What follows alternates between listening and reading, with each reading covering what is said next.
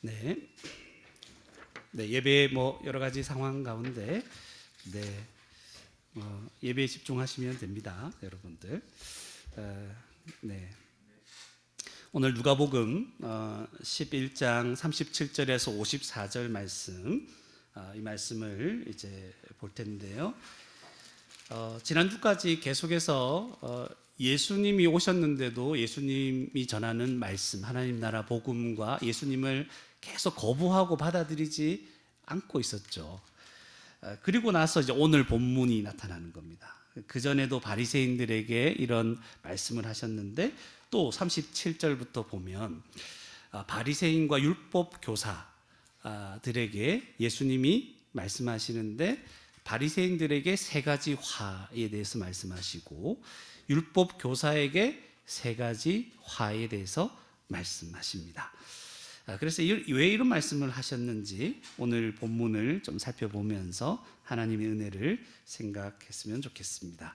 우리 37절에 보니까 예수께서 말씀하실 때 한 바리새인이 이제 식사에 초대를 하는 겁니다. 예수님을 점심 잡수시기를 청함으로 예수님이 거절하지 않죠. 들어가 거기에 앉으십니다. 38절에 보니까 잡수시기 전에 손 씻지 아니하심을 그 바리새인이 보고 이상히 여기는도다. 원래 우리 같은 일반 상식적으로 생각해 보면 어때요? 손을 씻지 않으면 참 더럽게 생각한다 이렇게 나와야 되겠죠. 근데 이상하게 생각한다. 당시 이런 그 잡수시기 전에 식사하시기 전에 손을 씻는 것이 굉장히 일반화되었다는 것을 이제 여러분들이 눈치를 챌 수 있겠죠. 그런데 이건 단순히 그 청결함을 위해서는 아닙니다. 그러니까 손을 씻으면 깨끗하게 밥 먹기 전에 손 씻어야죠. 여러분도 많이 들어봤죠? 우리 친구들도 밥 먹기 전에 손 씻어야죠. 이런 말 많이 들어봤죠. 근데 이건 단순히 그런 내용이 아니고 밖에서 이제 지내다 보면 자기도 모르게 부정한 것들과 접촉하게 되고 그죠? 그러니까 부정한 것들이라고 하면 뭐 시체 손 대는 일은 잘 없겠죠. 그러니까 죽은 것에 손을 대거나 율법적으로 부정해지기도 하고 또 이제 뭐 성경에서 말하면 뭐 곰팡이 이런 것도 얘기하거든요. 이런 것도 얘기하는데 여러 가지 것들에 자기가 부정해지는 이걸 전제로 하는 거예요. 그래서 자기가 만약 이렇게 부정한 것에 손을 대어서 접촉해서 부정해진 상태에서 내가 살아가는 것이 하나님과 나와의 관계를 가로막을 것이다. 굉장히 바리새인들은 경건을 추구했던 사람들이거든요. 그러니까 손을 씻는 이런 규례를 만들어낸 거예요. 손을 씻는 규례. 원래부터 있었던 건 아닙니다. 원래 이거는 언제 있었냐 하면 제사장들이 그 제사를 지내고 나서 성막에 들어가기 전에 물두멍에서 손을 씻었잖아요. 근데 그런 걸 이렇게 모든 사람에게 확대시키는 건 너무한 거죠. 그래서 원래 있던 건 아니라는 거죠. 그러나 그 의도는 알겠죠. 손 씻는 거는 하나님 앞에서 혹시 부정하게 되었을지 모르는 이 모든 것에서부터 자기를 정결하게 하는 이것이 포함되어 있습니다. 그런데 예수님이 딱 대답을 하시죠. 약간 예수님이 의도적으로 손을 안 씻은 것 같지 않습니까? 뭔가 한 말씀 하시려고 하는데 한 말씀이 아니라 지금 뒤에 보면 화를 앞에 세 가지 뒤에 세 가지 해서 꼭 6가지를 말하니까 예수님이 지금 작정하고 손을 안 씻은 것 같은 느낌이 조금 듭니다. 예수님이 말씀하십니다. 이상히 여기니까 그 마음을 아시는 거죠.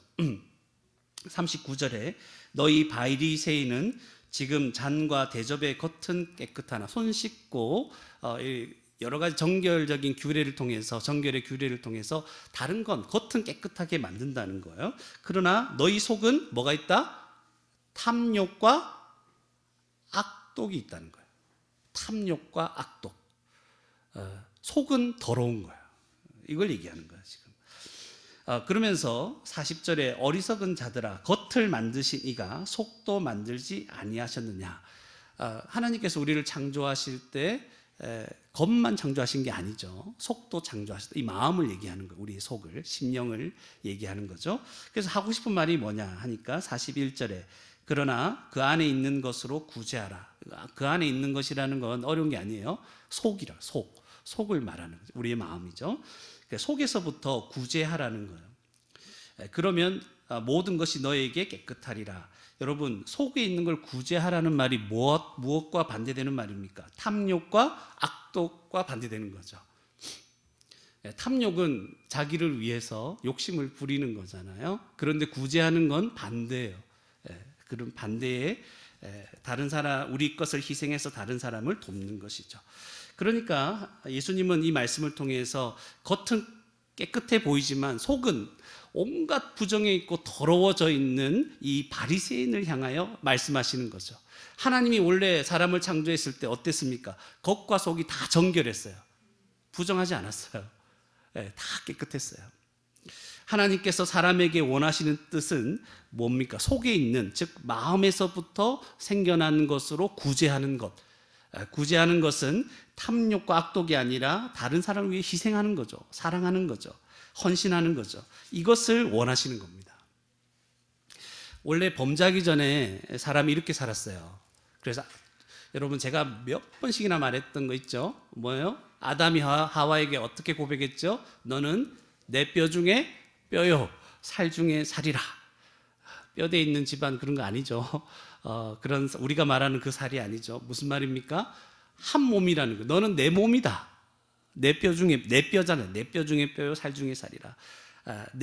나와 같은 몸이요, 내 몸이다. 내 몸같이 사랑하는 그런 관계였다는 거예요. 사람이 원래 창조되었을 때 한 몸으로 하나님이 창조하셨고, 굳이 아담을 잠재워 가지고 그 갈빗대로 만드신 거예요. 한 몸이라는 거죠. 아담과 하와는. 그래서 한 몸처럼 사랑하고 살아가는 거죠. 그래서 예수님이 나중에 내 이웃을 내 몸과 같이 사랑하라. 이거 원래 창조 때부터 하나님이 원하셨던 것이죠. 그런데 이제 범죄한 이후에 더 이상 이렇게 살 수가 없는 죄인이 되었습니다. 온갖 속에는 더럽고 악한 것, 탐욕, 악독 이런 것들이 가득한 거죠. 그래서 예수님이 나중에 이제 마가복음 7장에 이런 얘기도 하십니다. 제가 한번 읽어드릴게요. 사람에게서 나오는 그것이 사람을 더럽게 한다. 이렇게 얘기합니다. 그래서 속에서 곧 사람의 마음에서 나오는 것은 뭐냐 하니까 악한 생각, 음란, 도둑질, 살인, 간음, 탐욕, 악독, 속임, 음탕, 질투, 비방, 교만, 우매함 이렇게 얘기하는 거예요.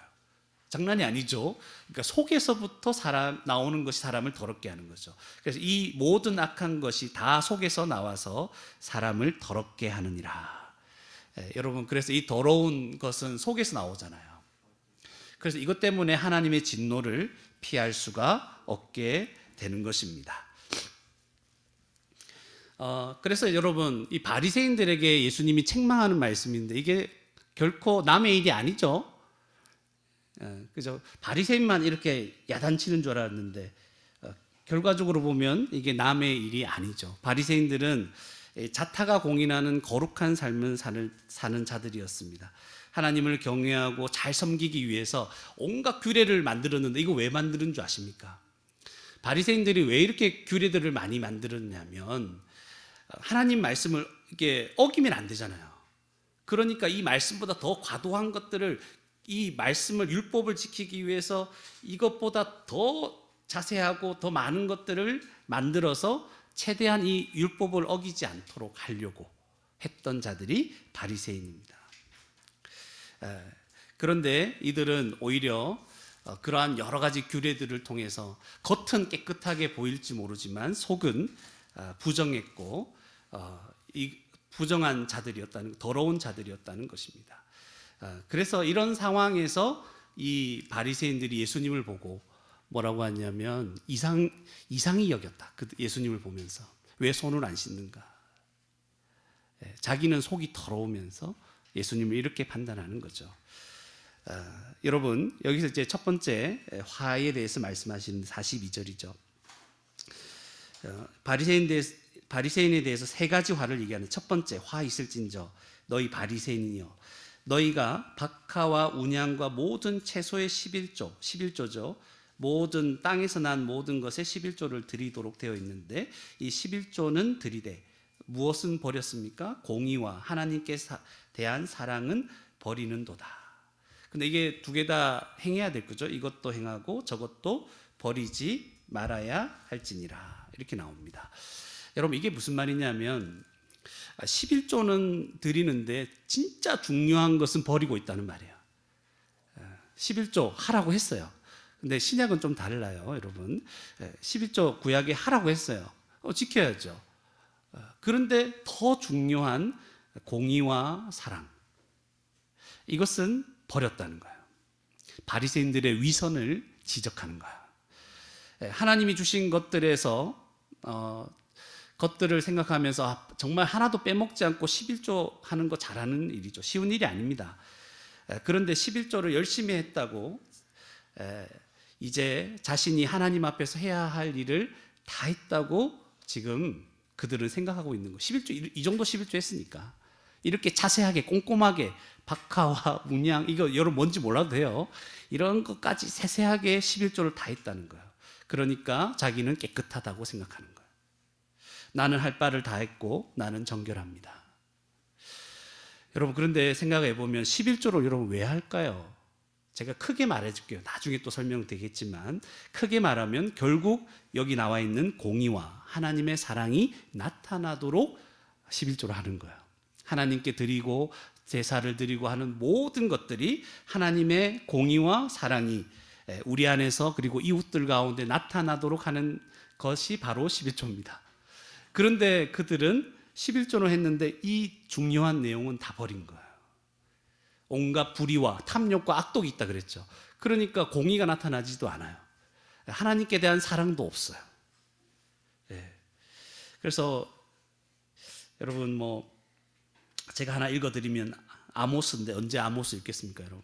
5장에 보면 읽어드릴게요. 너희가 내게 번제나 소제를 드릴지라도 내가 받지 아니할 것이요 너희의 살찐 희생의 화목제도 내가 돌아보지 아니하리라. 내 노랫소리를 내 앞에서 그칠지어다. 내 비파 소리도 내가 듣지 아니하리라. 그러면서 뭐라고 하냐면 오직 정의를 물같이 공의를 마르지 않는 강같이 흐르게 할지어다. 하나님께서 원하시는 게 이런 것들인 거예요. 탐욕과 악독이 가득한 삶이 계속되고 있고 하나님을 사랑하는 마음으로 살지도 않는데 여러분 11조 잘한다고 그 사람이 깨끗하다고 말할 수 있을까? 없다는 거예요. 오히려 그러한 삶이 지속되면 뭐가 임할 것이다?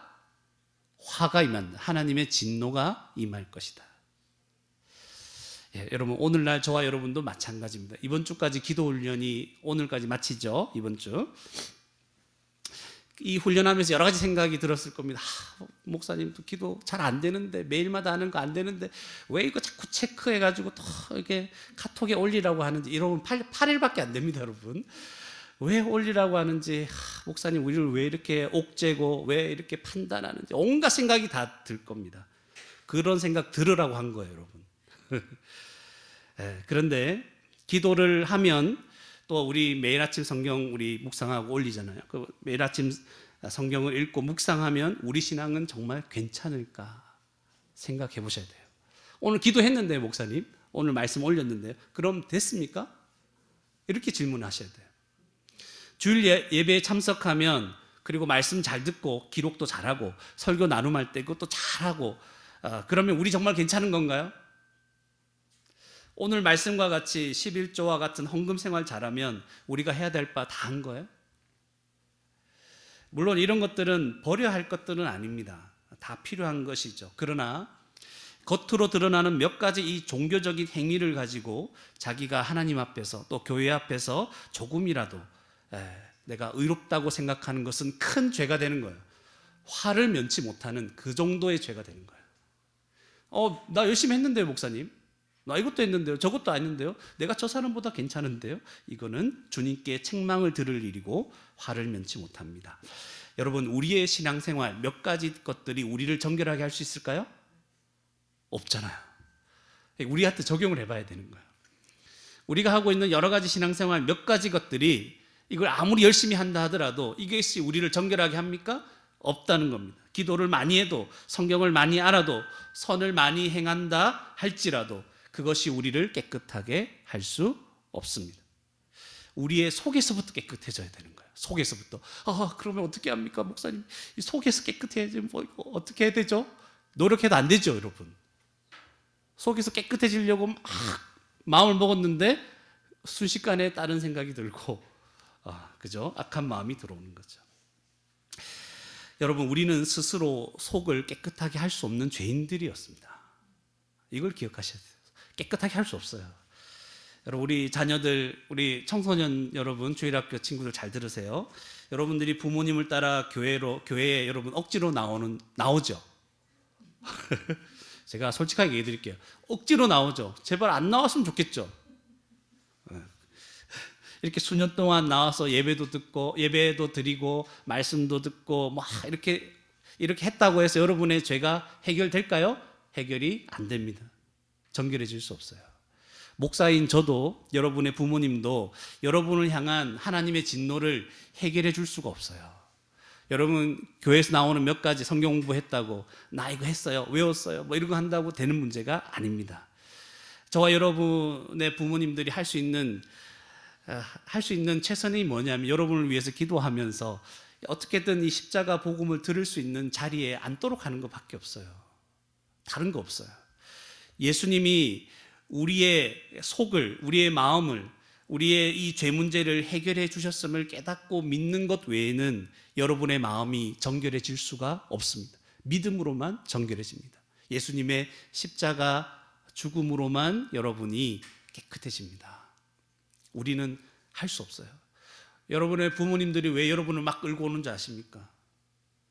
거의 끌고 오죠. 협박과 회유와, 그죠? 온갖 것들을 동원해서 여러분을 어떻게든 오게 만들죠.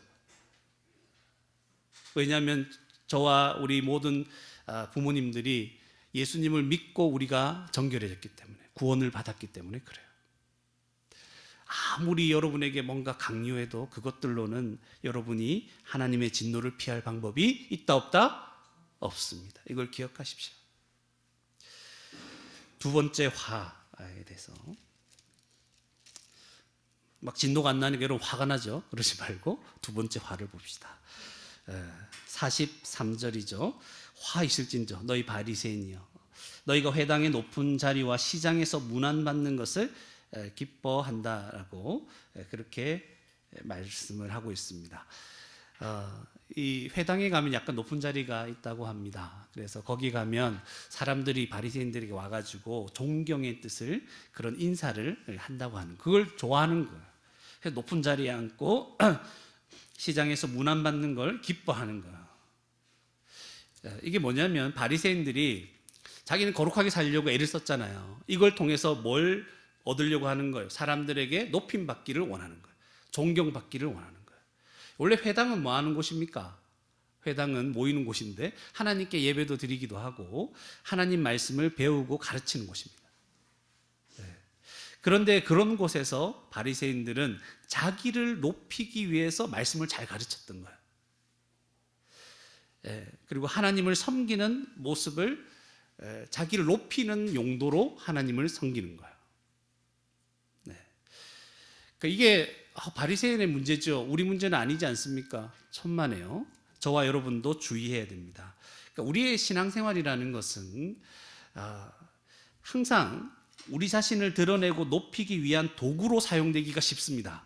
처음에는 순전한 의도로 기쁘고 감사하게 뭔가 종교생활을 해요. 기도도 하고 말씀도 듣고 막 예배도 하고 막 해요. 그런데 우리의 죄성이 우리를 막 자극하고 마귀가 이걸 이용한다는 거죠. 넘어지게 하려고. 여러분, 제가 한번 손들어 보라고, 이번 주 기도 훈련 한 번도 안 빠진 사람 손들어 봐요.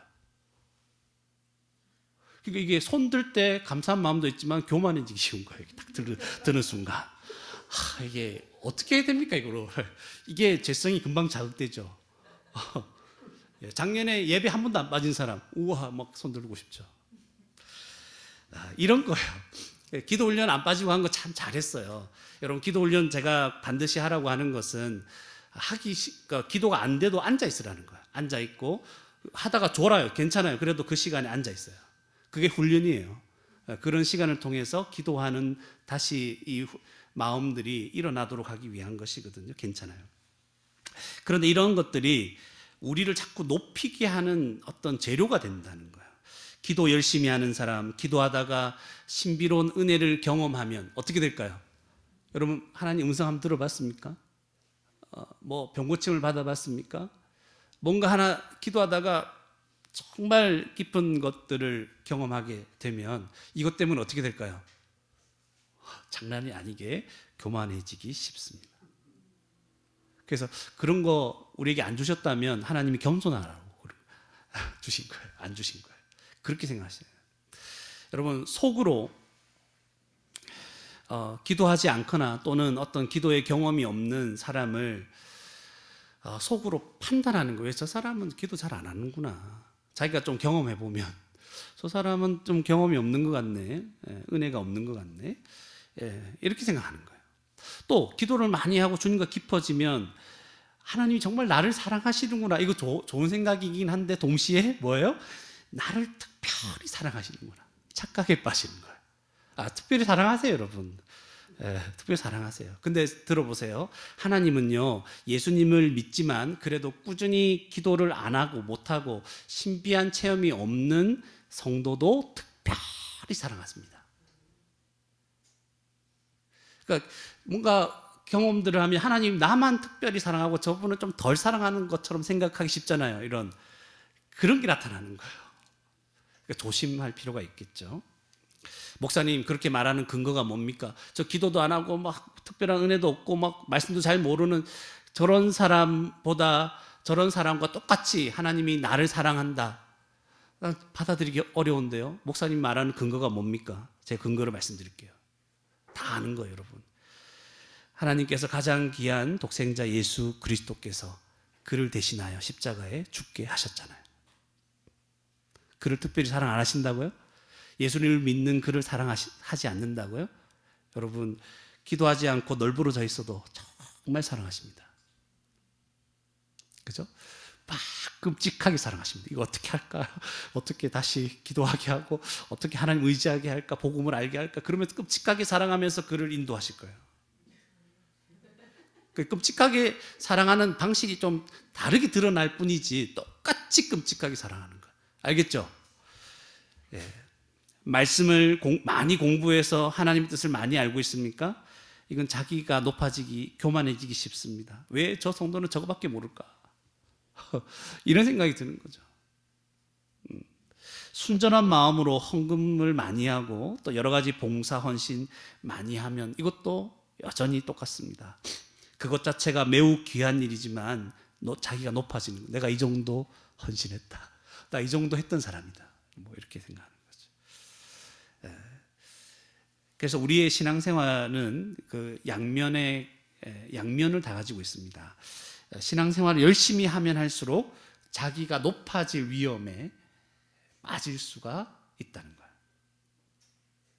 열심히 해보세요. 어떻게 되는가? 높아지려고 하지. 그런데 반대로 여러분, 그럼 나는 교만해지기 싫습니다. 나는 교만해지기 싫습니다. 그래서 신앙생활을 열심히 안 하겠다고 말하는 건 정말 어리석은 일이죠. 신앙생활 열심히 안 하면 어떻게 됩니까? 반대로 하나님과 친밀한 교제를 잃어버리고 탐욕과 악독으로 가득한 삶이 되어버리는 거예요. 어리석은 생각이죠. 여러분이 복음을 잘 알아야 된다는 게 이런 거죠. 그래서 우리는 매 순간 그리스도의 십자가 복음을 기억하는 거예요. 그래서 내 의가 아니라 예수 그리스도께서 주신 의만을 생각하고 붙잡으려고 애를 써야 되는 거죠. 여기에 핵심적인 문제 해결이 있는 것입니다. 내 행위로는, 나의 의로는 조금이라도 하나님께 나아갈 수 없다는 사실. 나는 죄인입니다. 나는 내 힘으로 주님 앞에 갈 수 없습니다. 하나님의 사랑도 나의 의로는 받을 수 없습니다. 이걸 철저하게 기억하고 생각해야 됩니다. 주님의 은혜에 감사한 마음으로 행한 모든 것은 단지 내가 무익한 종으로서 행한 것뿐입니다. 내가 이것도 했고 저것도 했고 뭐 기도도 했고 헌신도 했고 다 했습니다. 그러나 이건 나는 무익한 종일 뿐입니다. 이런 고백이 항상 뒤따라가야 되는 거예요. 나에게 선하고 아름다운 모습이 나타났습니까? 나 같은 자가 어떻게 이 사람을 도울 수 있을까? 이렇게 사랑으로 행할 수 있을까? 여러분, 그런 일이 나타났을 때 뭐라고 생각하셔야 됩니까? 이것은 성령께서 나를 감화 감동하셨기 때문에, 나에게 이렇게 행할 수 있는 능력을 주셨기 때문에 이런 일이 일어났다. 그래서 하나님께 감사와 찬송을 올려드려야 됩니다. 모든 선한 일을 다 하고 나서도 하나님께 감사하는 거죠. 나를 이렇게 행하게 하신 분은 누구라고요? 하나님입니다. 그리스도께서 십자가에 죽으시고 성령을 보내주셔서 나에게 이런 능력을 주셨기 때문에 내가 사람들을 이렇게 내 몸처럼 사랑할 수 있고 섬길 수 있고 내가 이렇게 행할 수 있었습니다. 이렇게 고백하셔야 돼요. 그래서 성도들은 참 이상한 사람들이죠. 자기가 헌신하고 뭐 희생할 거 다 해놓고 하나님께 감사한대요. 그게 바로 복음입니다, 여러분. 저와 여러분이 하나님께 특별한 사랑을 받으면서 하루하루 살아갈 수 있는 이유가 뭔지 아십니까? 여러분, 하나님 사랑 가운데 있어요. 지금 내일도 그럴 거고 변하지 않을 겁니다. 맞습니까? 이유가 뭘까요? 여러분이 기도 많이 했기 때문에, 헌신을 많이 했기 때문에? 아니죠. 예수님께서 십자가에서 나 대신 죽으셨기 때문에 그런 거예요. 그것을 내가 믿고 성령께서 나에게 임하셨기 때문에 하나님이 나를 사랑하셔서 하루하루 복되게 살아가게 하시는 거예요. 모든 것이 하나님의 은혜입니다. 이거 놓치면 안 돼요. 이거 놓치는 순간 나의 의가 자라나고 교만해지고 나를 높이는 자리에 서게 되는 것입니다. 이렇게 십자가 복음을 늘 붙잡고 살아가면 하나님께 나올 때마다, 교회로 모일 때마다 우리를 높일 수가 없어요. 어떻게 우리를 높여요? 나 기도 이번에 다 했는데 그게 뭐요? 그게 뭐? 하나님 은혜로 된 거지. 교회로 모일 때마다 우리 자신을 더 이상 높이지 않고 겸손하게 엎드려서 하나님께만 감사드리는 거예요. 감사합니다. 감사합니다. 그래서 누군가를 위해서 뭐 기도할 때도, 누군가를 위해 섬길 때도 내가 당신을 섬길 수 있게 해주셔서 하나님께 감사합니다. 감사합니다. 이게 신앙생활입니다. 세 번째 화는 44절이죠. 화 있을진저. 세 번이나 강조한다는 건 뭡니까? 아주 강조한다는 거예요. 너희여, 너희는 평토장한 무덤 같아서 그 위를 밟는 사람이 알지 못하느니라. 여기 평토장한 무덤이라는 것은, 우리 무덤 어떤 무덤이에요? 보통 우리나라의 무덤은 이렇게 동그랗게 반원처럼 돼 있죠. 그게 아니라 평토장하다는 건 딱 평평하게 딱 폈다는 거예요. 그러니까 사람들이 그 위를 지나가면 이게 무덤인지 아닌지 모른다는 거예요. 그럼 이거 뭘 얘기하는 겁니까?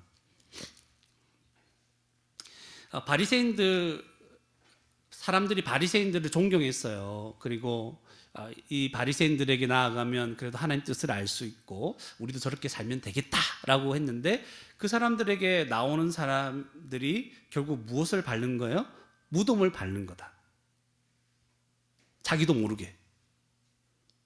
무덤을 밟는다는 건 부정해지는 거예요. 시체와 접촉하는 거예요. 그러니까 바리새인들은 막 겉을 손도 씻어야 되고 겉을 깨끗하게 해야 된다고 막 온갖 얘기를 다 했는데, 가르쳤는데, 오히려 그 가르침을 받은 자들은 진짜 부정해지는 거예요. 그래서 바리새인들을 존경하고 높이며 문안했던 사람들은 바리새인들의 가르침 때문에 영향을 받아서 인생이 망하게 되는 거예요. 그래서 하나님 앞에 깨끗하고 정결해지기 위해서는 겉으로 드러나는 종교생활, 뭐 11조, 기도, 예배, 뭐 다 말씀 다 포함됩니다. 이걸 열심히 해야 한다고 그들은 생각했을 겁니다.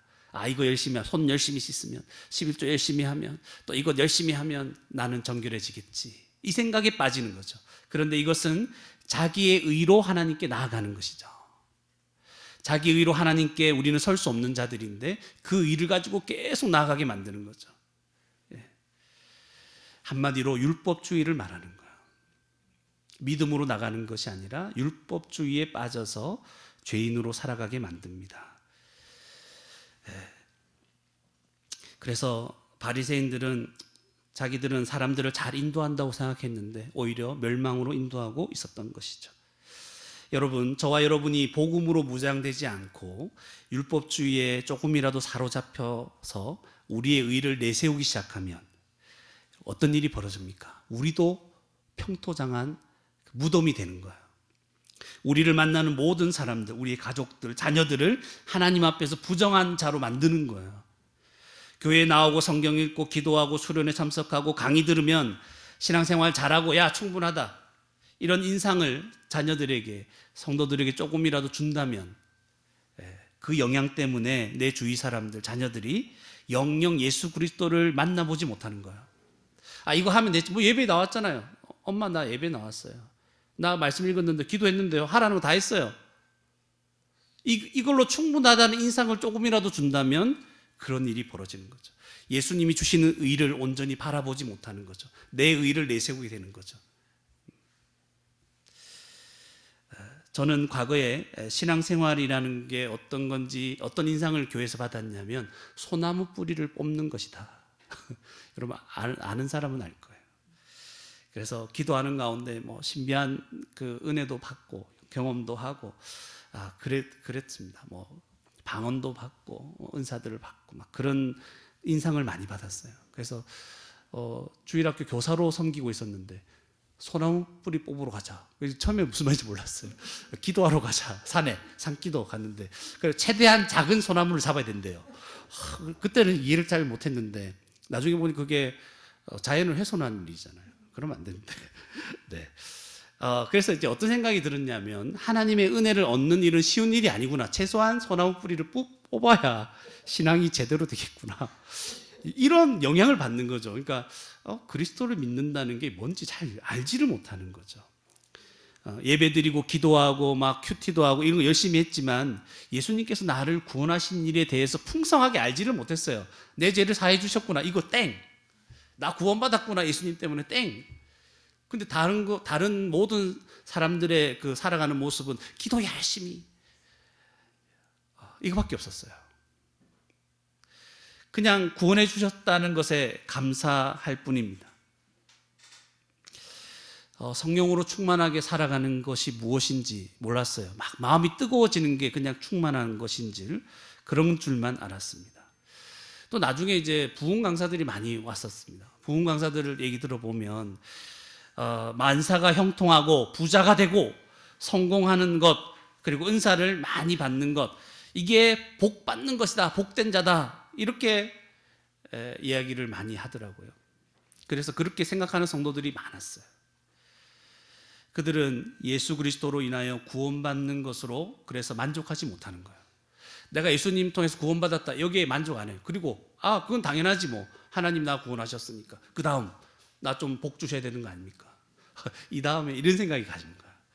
만족을 못해. 예수님 때문에 만족한다는 게 무슨 말인지 몰라요. 그 말은 그리스도를 모르고 복음을 잘 모른다는 것이죠. 어려운 일이 생기고 고난과 고통이 찾아오면 구원받은 자신이 지금 복받은 자라는 생각을 못해요. 나는 불행한 자다, 고난이 있으니까. 이런 생각에 빠져 있는 거죠. 여러분 다 아시죠? 그러니까 감사하지 못합니다. 내게 어려운 일이 있으면 감사가 안 나와요. 왜냐하면 나는 지금 하나님이 나를 잘 안 돌보고 있기 때문에. 나는 지금 기도를 열심히 안 하거나 뭐 신앙생활 잘 못해가지고 이런 상황에 있다고 생각을 하는 거죠. 그러니까 예배를 드리긴 하지만 자기가 처한 처지에 따라 감사가 달라져요. 내가 좀 좋을 때는 감사가 넘치고 기쁨이 넘치고, 좀 안 좋을 때는 이제 예배 드릴 때 힘든 거예요. 가난하면 하나님께서 내게는 복을 주지 않았다 생각하고, 어려운 일이 생기면 하나님께 벌 받는다 생각합니다.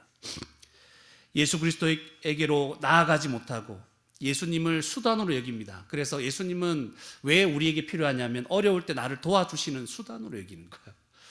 그러니까 복음을, 그리스도를 제대로 알 수가 있습니까? 그냥 예수님을 내가 부자가 되기 위한 도구로 삼는 거예요. 내가 행복해지기 위한 도구로 삼아버리는 거예요. 그래서 여러분, 우리 생각해 봅시다. 여러분은 왜 지금 예배를 드리고 있습니까? 하던 일이 안 되고 계획했던 일이 실패해도 하나님께 나와서 감사와 기쁨으로 예배 드릴 수 있습니까? 그 이유가 뭡니까? 이런 질문을 한번 해봐야 되는 거예요. 저와 여러분이 복음 안에, 그리스도 안에 뿌리를 깊이 내리지 못하면 우리가 바로 뭐가 된다고요? 예수님이 오늘 말씀하신 평토장한 무덤이 되는 거죠. 나의 영향을 받아서 신앙생활 이렇게 하는 거다, 이렇게 잘못 사람들이 오해해서 내 자녀들도 오해하는 거예요. 그래서 그리스도를 온전히 만나지를 못하고 복음을 깨닫지 못하고 그냥 그렇게 부정한 채로 살아가는 거예요. 이게 지금 세 번째 화에 대한 말씀입니다. 뒷부분은 길지만 조금 짧게 마무리를 하려고 합니다. 이때 한 율법 교사가 세 가지 화를 말씀하신 이후에 율법 교사가 예수님께 대답을 하죠. 뭐라고 합니까? 선생님, 이렇게 말씀하시니 우리까지 모욕하십니다. 목욕이 아니에요. 이건 장깨라고 하는 말입니다. 목욕이 아니라 모욕하십니까? 아니, 예수님은 지금 바리새인들에게 말했는데 왜 갑자기 율법 교사가 나타나서 자기한테 이렇게 화를 내는 것처럼 보입니까? 왜 그러냐면 이 서기관들, 그러니까 여러분, 바리새인 중에는 율법 교사가 있는 거예요. 바리새인들 중에 율법 교사가 있습니다. 그리고 이들을 다른 말로 하면 서기관들이라고 얘기하는 거예요. 그래서 율법 교사 대부분이 누구였냐? 바리새인들이었어요. 그러니까 지금 바리새인들에게 막 얘기하고 계신데 그들 중에 누가 있다? 율법 교사, 서기관들이 있는 거예요. 그래서 지금 이 율법 교사가 약간 뿔이 난 거죠. 율법 교사가 하는 일은 그 말씀을 어떻게 잘 지키기 위해서 뭔가 적용해서 만들어내는 일을 하고 있는 거예요. 이 말씀을 이렇게 적용해야 된다, 이걸 지켜야 된다, 이런 자들이에요. 그래서 율법 교사들은 예수님이 지금 자기들을 모욕하고 있다, 기분 나쁘고 싫은 거예요.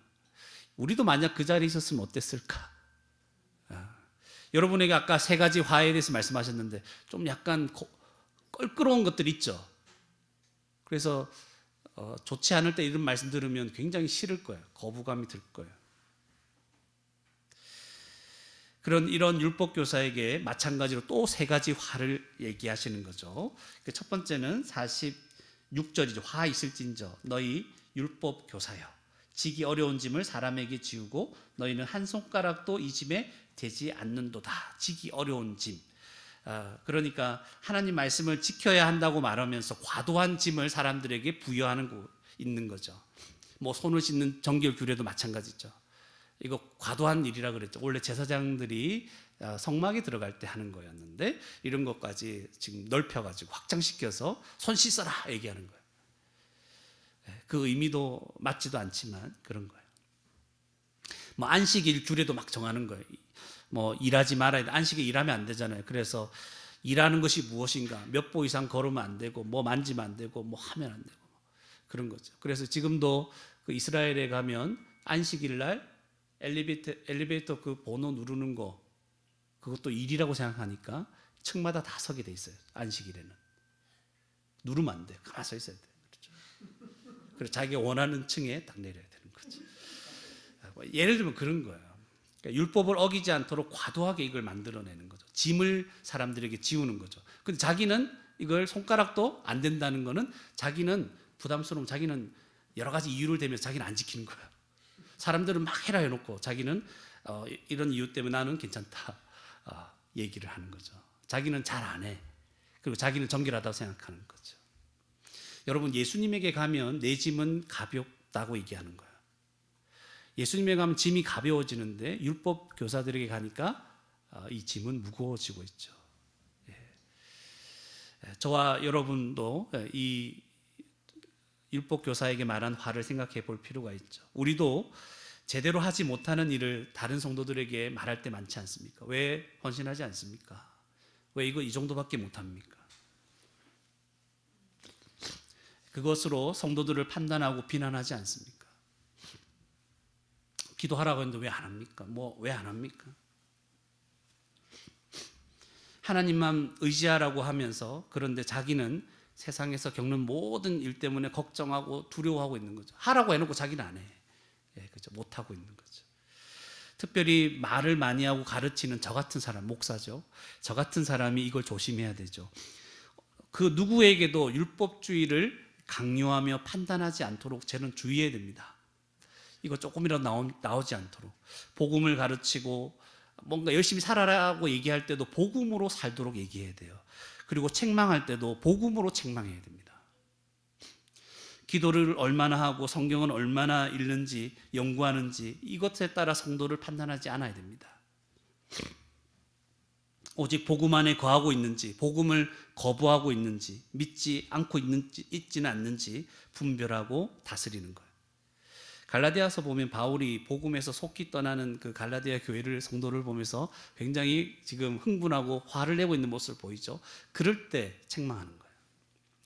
무조건 모든 것을 용납하는 자가 목사가 되어서도 안 되는 거예요.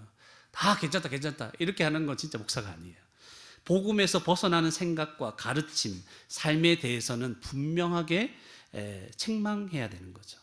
이게 목사의 주된 일이기도 하지만 사실 성도 여러분들의 일이기도 합니다. 복음으로 살아가고 복음으로 가르치고 복음으로 여러분이 그 모든 것을 보여줘야 되는 것입니다. 두 번째 화는 47절에서 51절이죠. 화 있을진저 이렇게 나옵니다. 여기 너희 선지자들의 무덤을 만드는도다. 무덤을 만든다고, 무덤을 갑자기 왜 만듭니까? 이거는 이제 기념하는 거예요.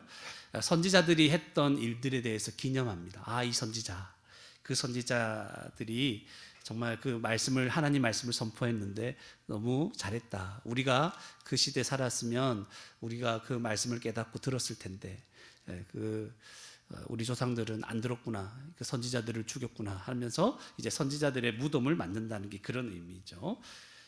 그런데 뭐라고 얘기합니까?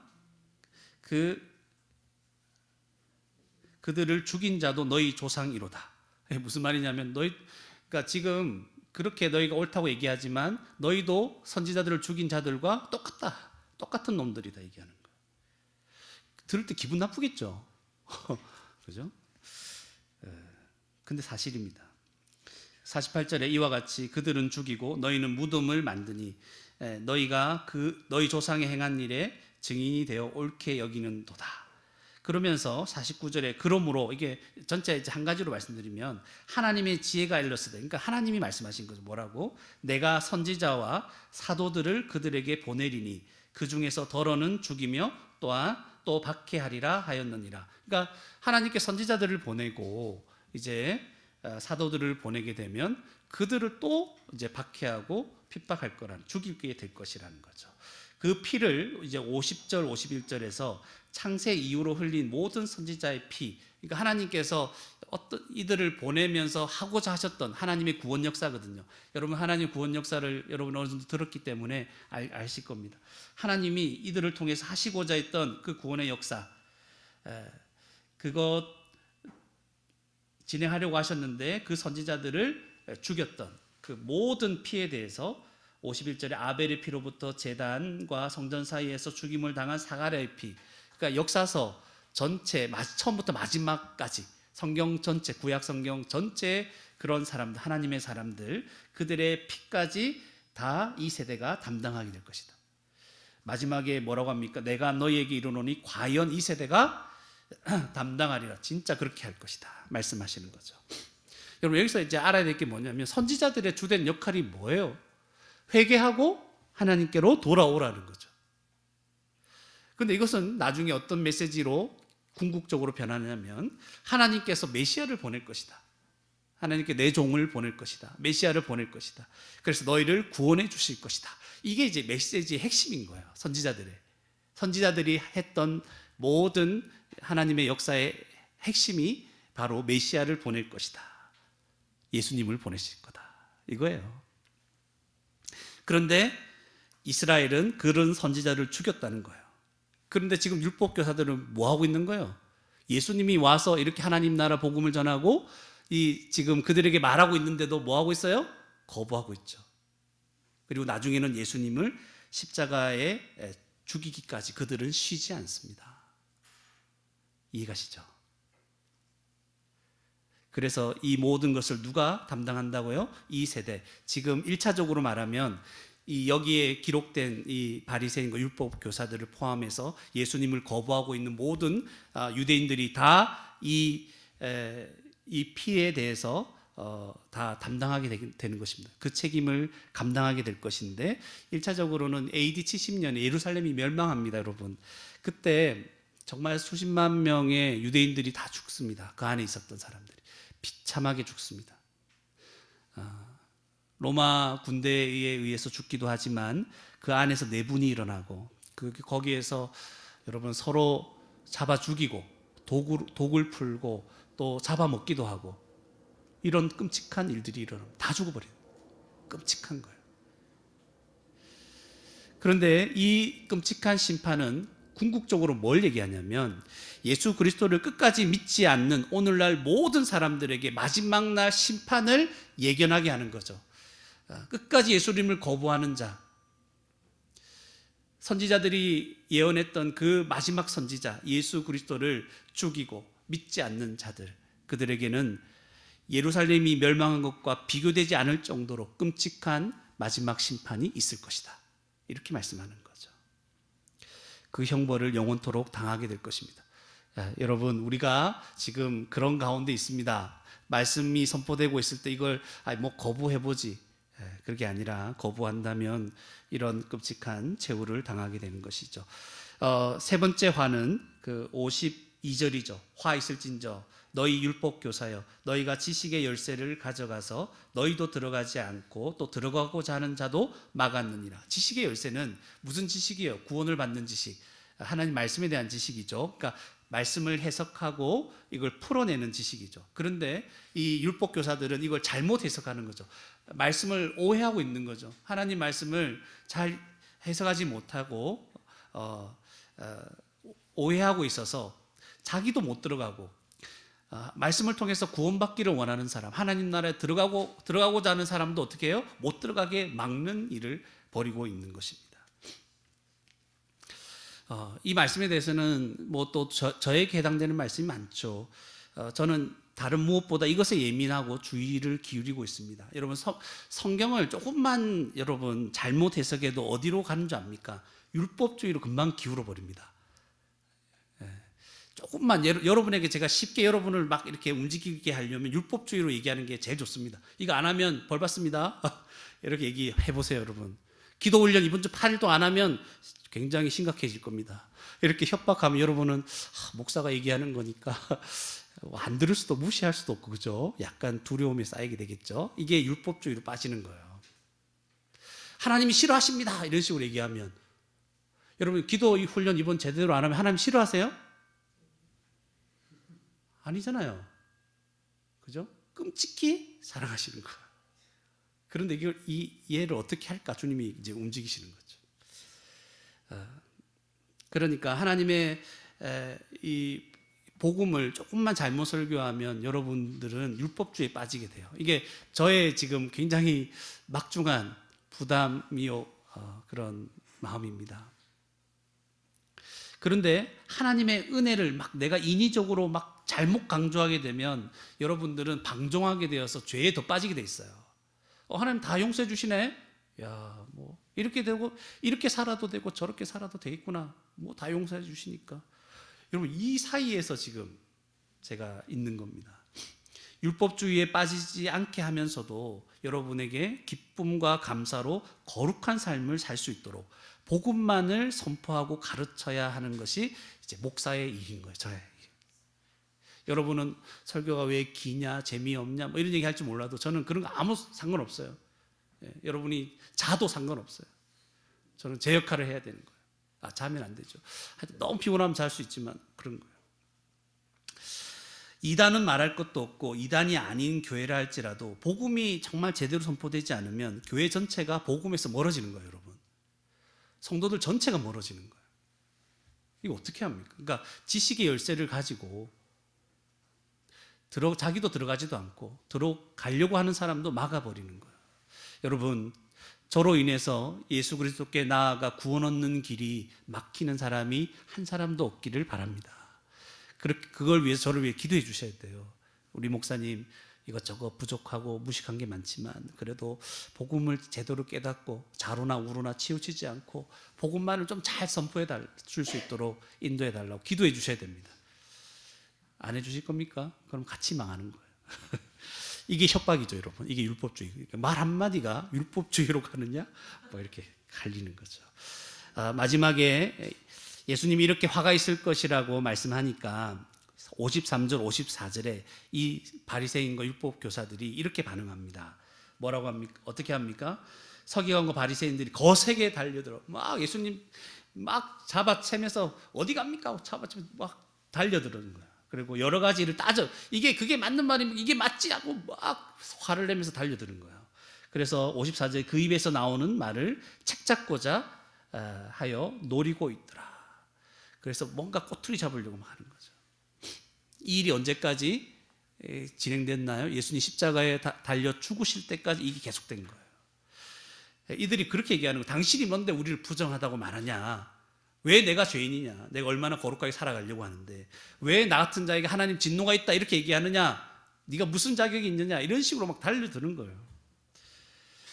그러나 여러분 우리는 감사해야 됩니다. 저와 여러분은 복음을 들을 때 오히려 어떻게 합니까? 죄를 깨닫게 되죠. 감사한 거예요. 죄를 깨닫고 예수님께서 십자가에서 이루신 그 죄사함, 구원을 믿고 받아들인 거예요. 할렐루야.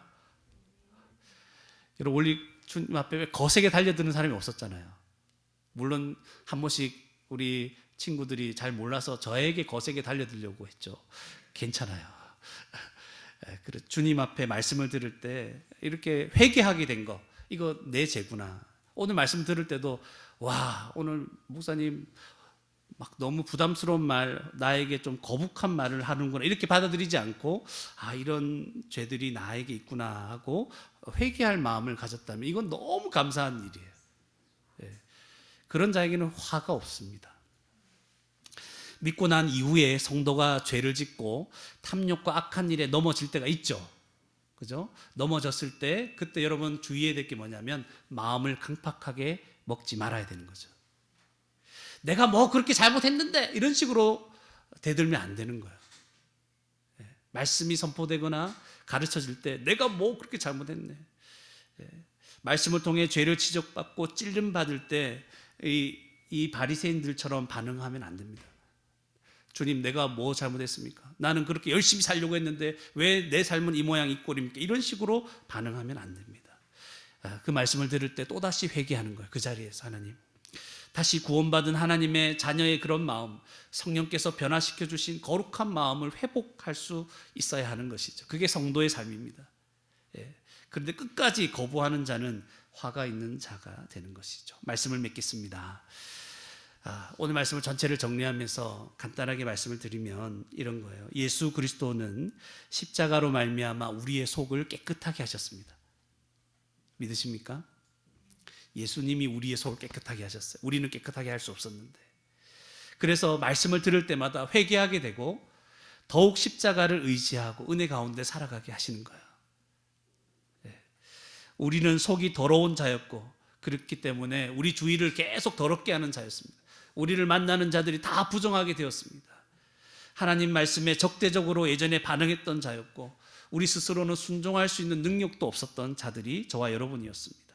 그런데 십자가 복음을 듣고 이제 믿게 되었습니다.